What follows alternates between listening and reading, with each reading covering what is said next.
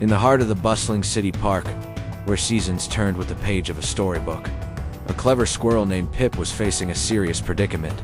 As autumn leaves painted the park in hues of gold and crimson, a familiar anxiety gnawed at him. He surveyed his winter stash, a pathetic little pile of acorns tucked into the hollow of an old oak tree, and felt a deep sense of frustration. This meager collection, the result of weeks of tireless foraging, was simply not enough to see him through the long, cold months ahead. He would sit by his hollow, his bushy tail twitching with irritation, chittering at the small hoard that seemed to shrink with every glance. It was a problem that required a more sophisticated solution than simple gathering. One crisp afternoon, while perched on a park bench, Pip's frustration turned to fascination. He observed a human approach, a street vendor's cart, the air filled with the rich, roasted aroma of nuts that made his whiskers tremble. The human held up a small, shiny metal disc.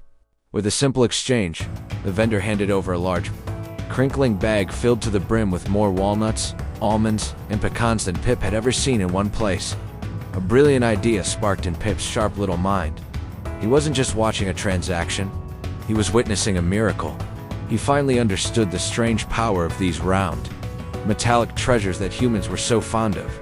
The path to a plentiful winter was not through the trees, but on the ground. From that day forward, Pip's mission changed. He was no longer just a forager. He was a treasure hunter.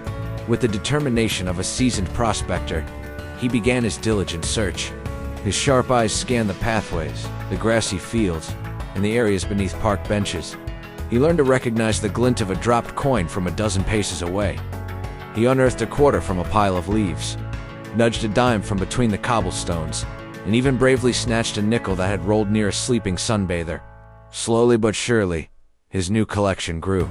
Tucked away in a separate, secret hollow, a small pile of shiny coins began to form. His very own treasure hoard that gleamed with promise. Finally, the day came. With his cheeks and paws full of coins, Pip scurried to the vendor's cart. He climbed onto the counter and, with a great heave, pushed his pile of collected currency forward, chattering expectantly. The vendor, initially startled, broke into a wide, amused grin, understanding the squirrel's intention. He scooped up a generous bag of mixed nuts and slid it over to the furry financier. Pip's heart swelled with triumph. He dragged his feast back to his oak tree, becoming a legend overnight. He was no longer just Pip. He was the wealthiest, most well-fed squirrel in the entire park,